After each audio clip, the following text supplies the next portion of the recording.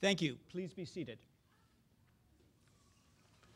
I have a little bit of housekeeping to do. I ask you to please turn off your cell phones, and there will be photographers up here, so please don't scurry to the front to take a picture. Pictures will be taken, and there will be plenty of opportunities afterwards. So let me introduce the stage party, if I may. We have Dean Phil DeSalvio.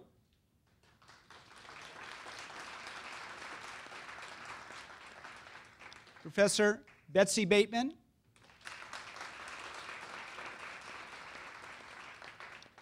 And Provost and Vice Chancellor for Academic Affairs, Winston Langley. And my name is Dennis Maxey. Well, students, professors, friends, and family, greetings on this spectacular day, and welcome to the first of many graduating ceremonies of University College at the University of Massachusetts, Boston. University College currently is the home of 2 graduate programs, and soon we'll have several more, as well as an undergraduate degree. Today we are awarding the Master's in Education degree to graduates of the Instructional Design program.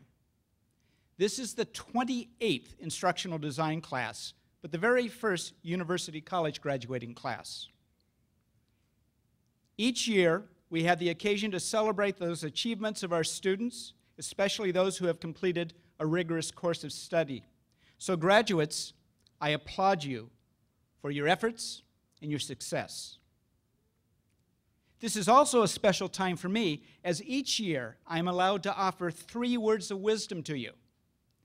I am limited to 3 words, not because we wish to keep the speeches short, but because it has been determined that at best I only have 3 words of wisdom. And I cannot take credit for my ideas, as they are derived from a television show on which I grew up, Star Trek. Now, I'm sure that everyone here has watched Star Trek at one time or another. There have been 6 distinct Star Trek television series and 11 Star Trek movies and lots of Star Trek toys. There is much wisdom in Star Trek. There is much wisdom in space. Now, Star Trek chronicled the voyages of the Starship Enterprise as it rocketed or warped throughout the universe. It was piloted by Captain James T. Kirk, who as a young man had a decidedly rebellious streak, unlike some of you. Kirk was not the smartest or the strongest, but he possessed a special type of leadership. Now, Captain Kirk also had a remarkable crew. His second in command was a Vulcan. Those are people from another planet who have pointed ears and a logical mind. Actually, the second in command, whose name was Spock, was only half Vulcan. The other half was human. And that's where much of the drama in this TV series exists. Being logical and being human are almost oxymoronic. 2 other members of the crew bear mention, as they epitomize the struggles that we as a human people share, Bones and Scotty. Bones was the Enterprise's doctor, filled with compassion and concern. Scotty was the ship's engineer, able to get things done. Now let me try to explain how this spaceship and the people aboard it mirror the human condition. Gosh, did you ever think that a spaceship would be used for an analogy during a graduation speech? Okay, and here are my 3 words of wisdom. Spock is logical. He believes in perfection. He seldom fails. In the words of Plato, he represents the ideal. First word, ideal. The second word is truth. When Scotty is asked to put up the Enterprise's shields or surge into warp drive, and there is no energy available, he doesn't say that he'd do it. He says, I can get but a wee more power to them. He doesn't paint the situation any better or any worse than what it is. He speaks truth. And then there is Bones, who constantly asks Spock if he is a man or a machine. Spock, have you no feelings? The words for Bones and from Bones is compassion. So here are the 3 words: ideal, truth, compassion. They sound pretty good. I think it might be good to live a life by them. Ideal. We must strive to be the best we can be. It's only through our dreams of perfection that we set our goals high enough to coax us, to drive us, to urge us to be whom we hope to become. And it's not just Spock who strives for perfection. It's in you too. Your aspirations are mighty. Truth. In dealing with others, we're often told not to lie. But it's even more important not to lie to oneself. Heard these words? It wasn't my fault. The teacher didn't explain it well. Everyone is doing it. Truth is accepting the responsibility for my own actions, for assuming the responsibility for my own life, for not being afraid to see my own failings. That brings us to the third word, compassion. Don't be so hard on yourself. Maybe it is our fault. Maybe we didn't do well on a project, or our capstone barely squeaked by because we didn't put in the time or effort required. However, compassion allows us to realize that we have the potential to grow, and that one mistake does not mean that we are failures. With compassion, life gives us another chance. Ideal, truth, compassion. Spock, Scotty Bones. And that brings us back to Captain Kirk. His leadership rested in his ability to take these three words and make them work together, to make the quest for perfection a true voyage of discovery, to make the fictional journey a real trip, grounded in flesh and bones, no pun here, to truly love and to have compassion for a life of exploration. Graduates, the universe awaits you. Take the words of Star Trek with you as you go boldly where no one has gone before. Live long and prosper. Now, I'd like to introduce Dean Phil DeSalvio, who has quite a few words of wisdom, many more than my meager 3. Dean, Dr. Phil?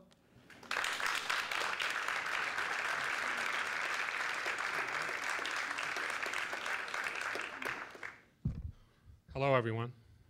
Hello. What a wonderful day. You've gone through several days of commencement exercises and convocation and graduation,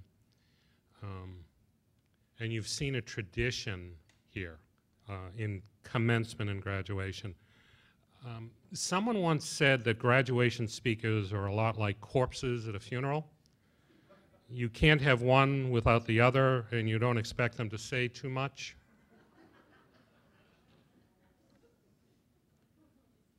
And I look at you and I'm saying, oh, these people just want to get this over with. They want their diplomas.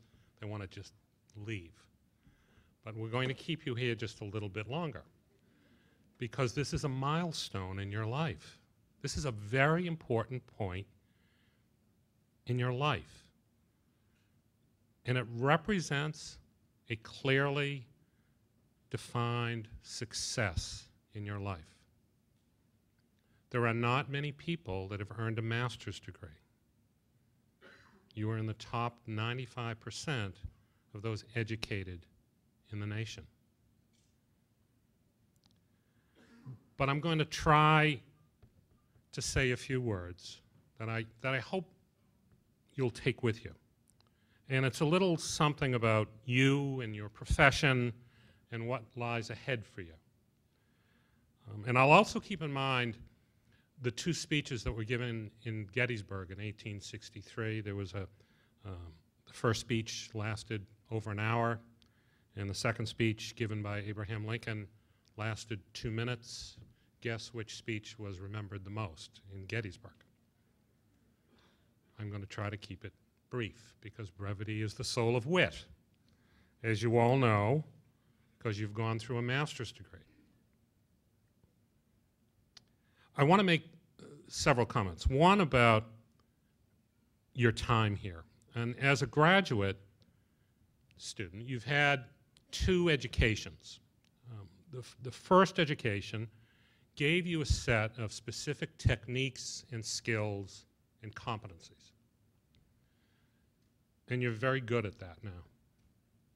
You get it. You understand. You have those technical skills.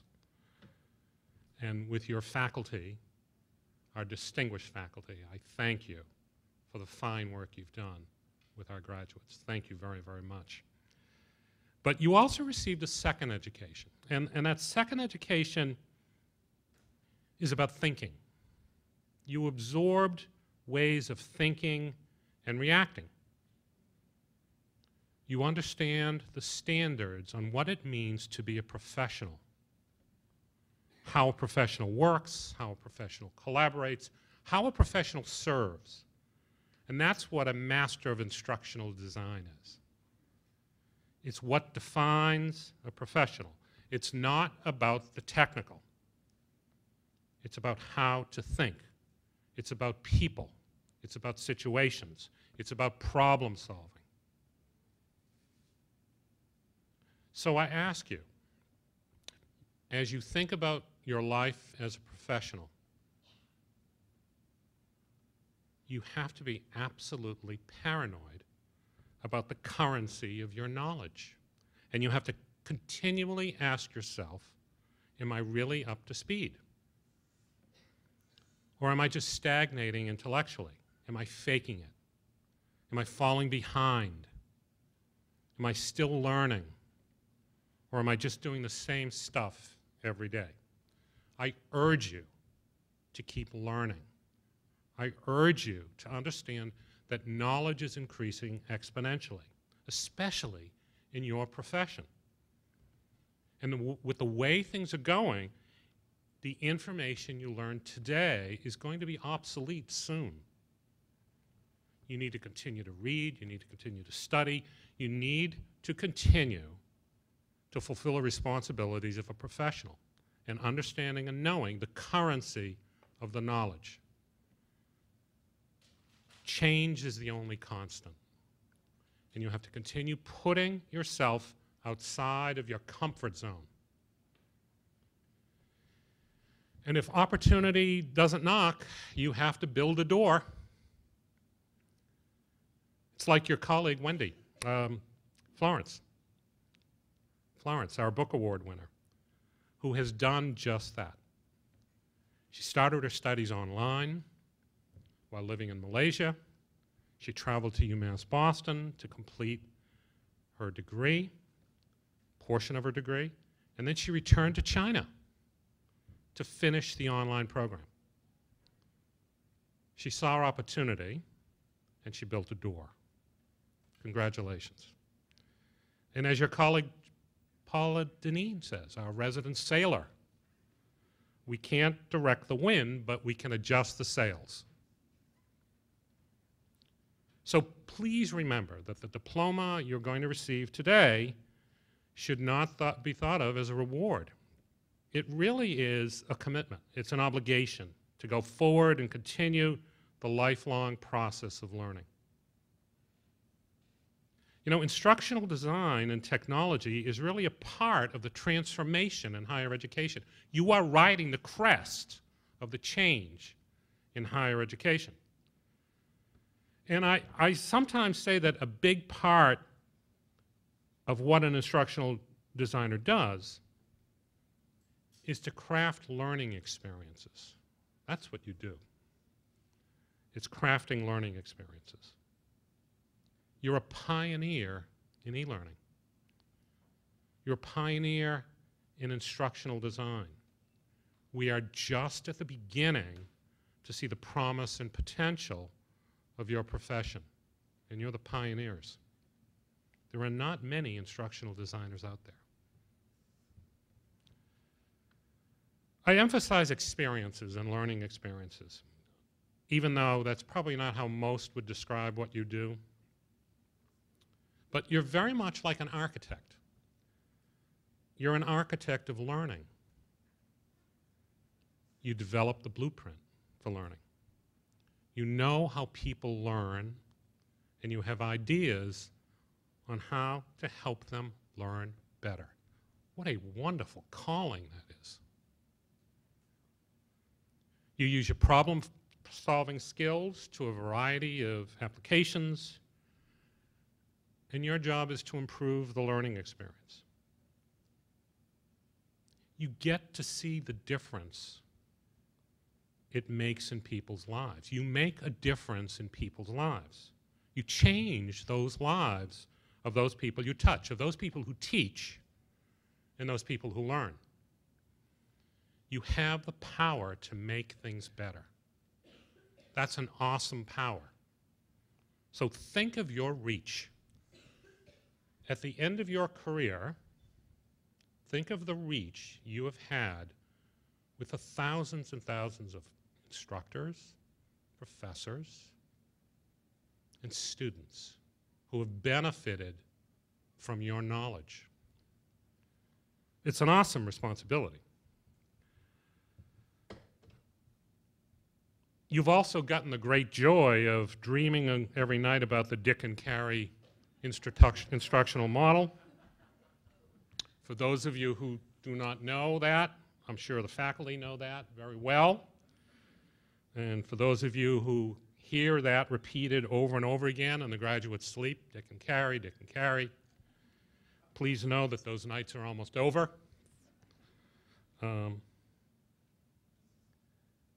I'll let you in on a little secret. The easiest thing in the world is to write a graduation speech. You're going to do that someday. You will be up here someday, I'm sure.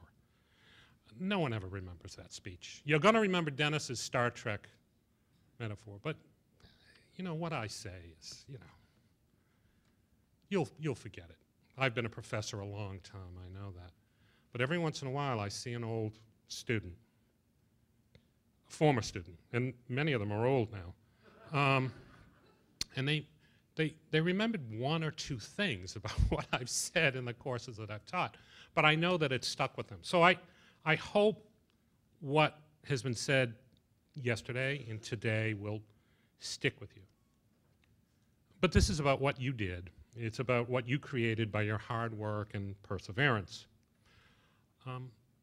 We don't remember days. We remember moments. So I want you to remember this moment right now. Remember the passion that it took you to get here, the excitement that you needed to finish, and of something wonderful happened here. You're about to begin your postmaster's life, and you will be taking on new responsibilities, you'll be taking on new positions, you will excel, and you will take part of this with you. And please know that we take part of you with us. It's been an honor to share this part of your life. Thank you. Thank you.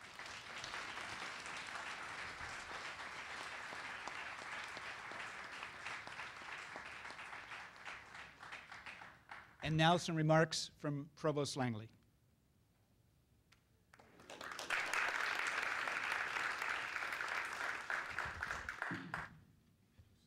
I think they wanted to make certain that I would not have very much time to say anything, because what can I say after Dennis has told you all about ideals and truth and compassion, and the Dean has been telling you about modes of thinking and reasoning and models for the design of learning, and telling you something about the almost unique character of what you do as a graduating class. Indeed, what I say by character must be short. But I would like to take a chance simply to say thanks to the faculty and to the Dean and staff for something specially wrought. You're not the first simply in time, or the first simply in order. There is something in quantum mechanics, as well as in what they call wave theory, that does not think of first in terms of time or place or order, but that which suggests that the pioneer has a claim on all subsequent generations. A claim on all subsequent generations. Well, when this college was created, it was understood that it was not only to be new, and if you're truly new, you're something else. You have to be different. Academic institutions, for all the braggadocio they make, are by nature conserving institutions. They are very conservative. And sometimes it's the conservative character is packaged in a rather noble sounding phrasing. We're conserving the culture of civilization, the civilization of learning.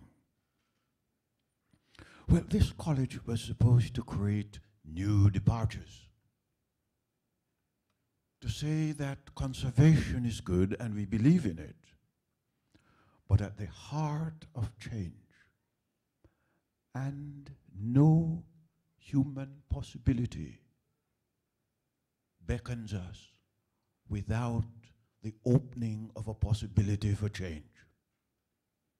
So this college was created in that spirit.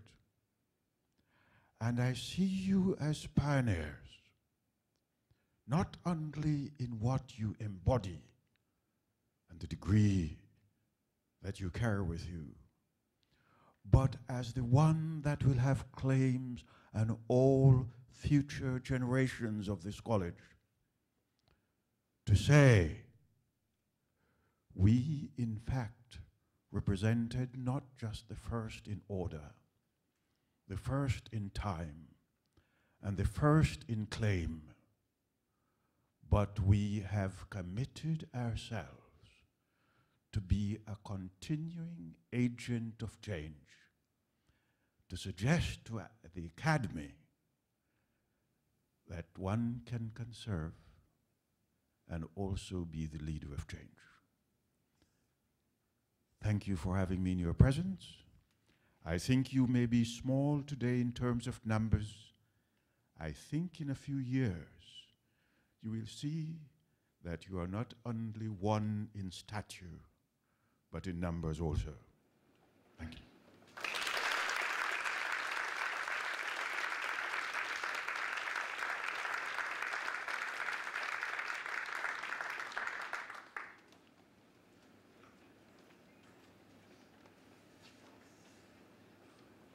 Good afternoon. I'm going to start reading the names of the graduates.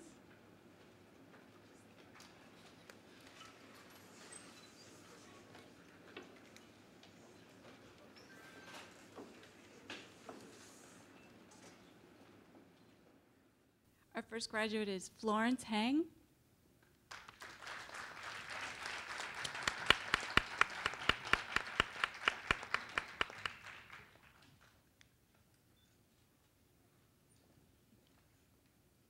Yoav Dannenberg.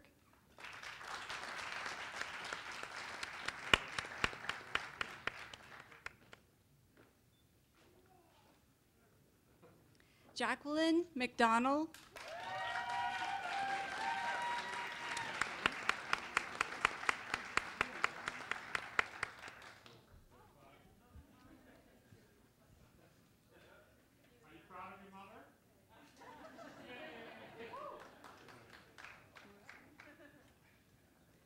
Paula Thorsland Deneen.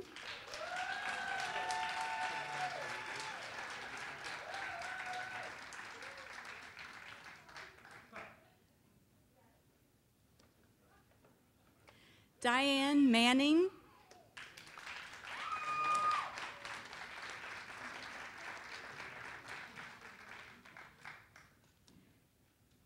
Frank Bogeman.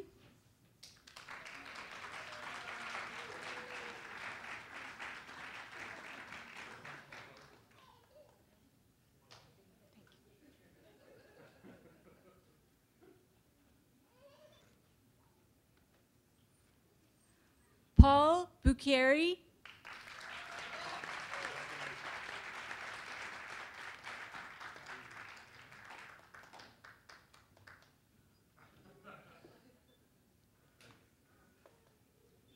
Christine Sacco.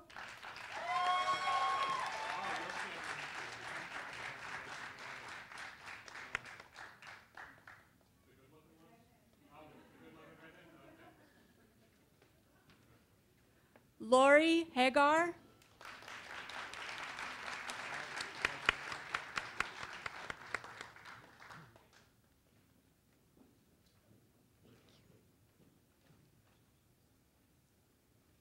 Janet Steger.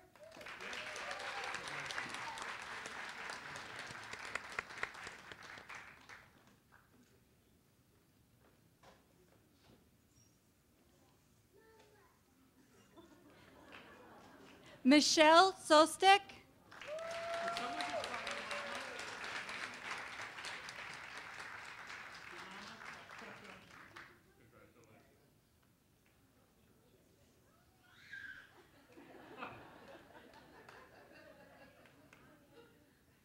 Eric D'Alessandro.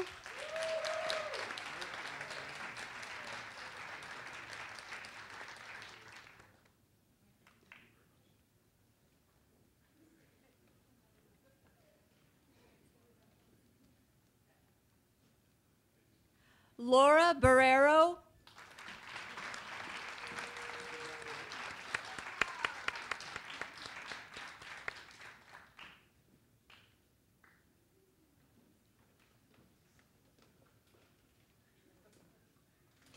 Christian de Torres.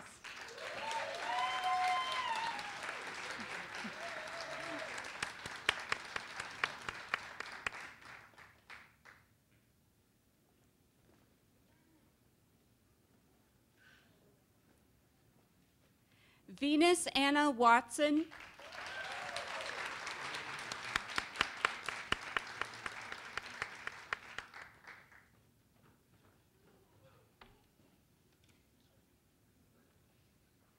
James Bokesh.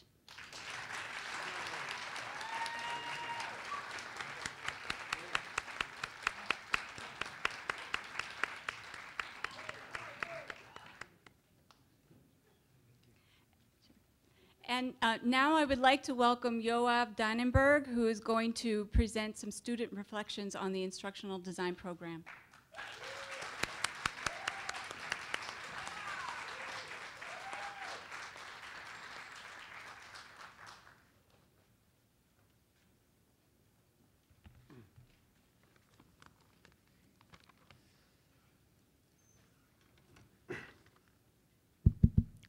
One.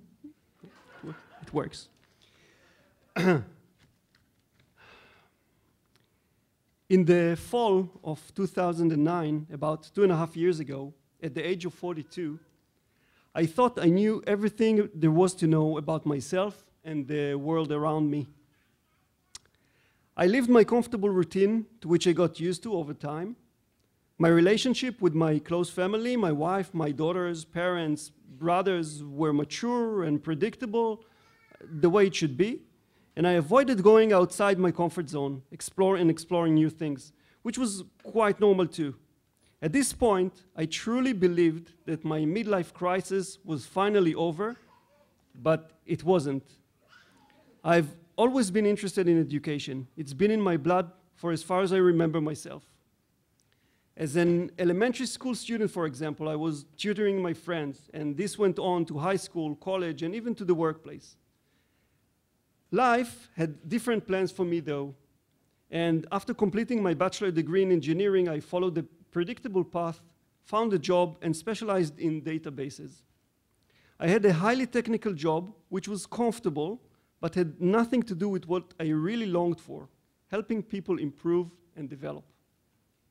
So, what makes an unsatisfied engineer, who's also an introvert, give up a comfortable job, register for a graduate degree in a foreign language, change every belief and limitation he had, and even reassess his 42-year-long relationship with his father? A classic example of this transformation is me standing here today, sharing my most private experiences with all of you. So, two main factors were crucial in bringing about this change. A strong desire for self-actualization, combined with a total backup and support from my wife, who is also my best friend. But this was not enough. This was not enough. In 2009, I met Judith Erdman, the Instructional Design Program Director. Judith very patiently introduced the program to me and allowed me to take the first 2 courses as a non-degree student to test the water before I jump in. By doing so, Judith opened the door for me and let me into a whole new world which I didn't know existed. There's only one more page. The following 2.5 years were not easy at all. I urge everyone to go to school and study in a foreign language. You may discover many new things and many interesting new things about yourself, about your abilities, your limitations, your willpower. On a very cold January night in 2010, I took my first 2 classes. It was 602, the Adult as Learner, followed by 601, Introduction to Instructional Design. I can still remember that night. It was freezing cold outside, but I was sweating like a dog. I rushed home after class, fell exhausted on my bed, and slept for 10 hours straight. The mental experience was twice as difficult as spending these 4 hours at the gym. Of course, with time, it became easier.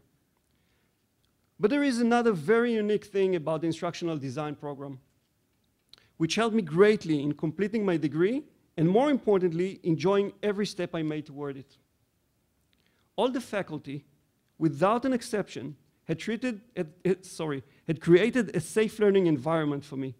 They did not lower the bar to allow me to easily pass, but instead they created the right atmosphere to enable me to explore, to succeed, to become confident and intrigued, and then further explore beyond my comfort zone without being afraid to fail. This was where I felt real learning took place. I want to share with you my first real accomplishment. About 6 weeks ago, I presented my capstone project to the director of Hillel, the Jewish organization at MIT. I developed an online course to train volunteers with no teaching experience to deliver free Hebrew classes on campus, and by doing so, enrich the community. The director was so excited, impressed, and thankful for the new tool she received. For me, the look on her face was the proof that I'm on the right track. I'm capable of helping people improve and develop. My longtime dream is becoming a reality. I would like to thank Judith and the faculty for this life-changing experience. Thank you.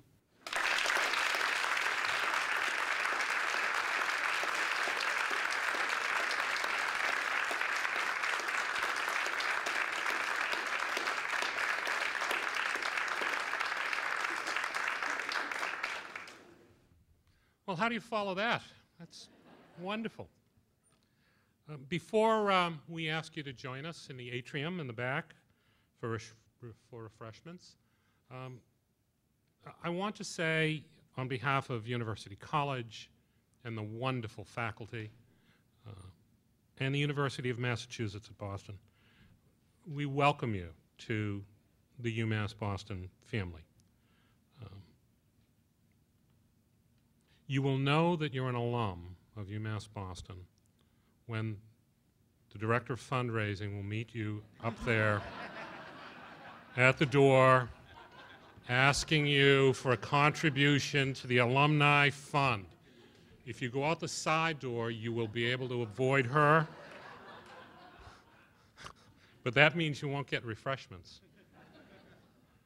As alums of UMass Boston, you carry on a tradition of service and contribution to your profession.